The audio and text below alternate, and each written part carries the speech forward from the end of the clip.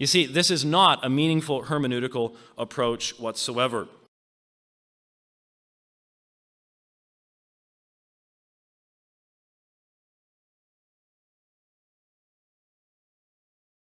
I see the Son in the Old Testament, and so did the early church writers called the apostles. We see in Isaiah 53, the suffering servant who's to come. Isaiah 52 and 53, from verses 12 of 52 to verse 13 of, verse 13 of 52 to verse 12 of 53, is one of the servant songs of Isaiah, one of four. And Doom had long recognized these four as belonging in a set. These servant songs seem to speak of Israel as the servant of God, and it does not seem that this is really a prophecy about someone to come sometime in the future and to fulfill a certain description. But it is clear that the New Testament gospel writers took those narratives as though they are prophecies about Jesus.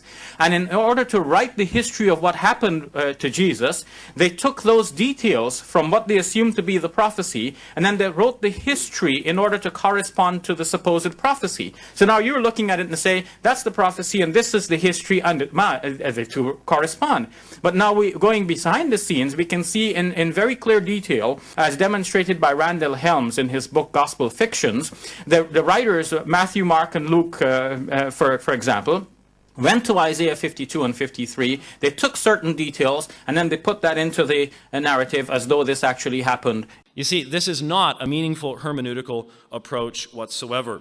The concept of the Trinity only came up after Christians already accepted the deity of Jesus.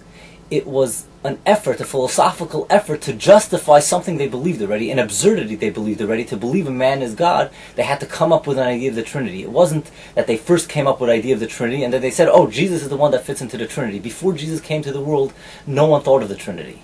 So the Trinity is an excuse for idolatry.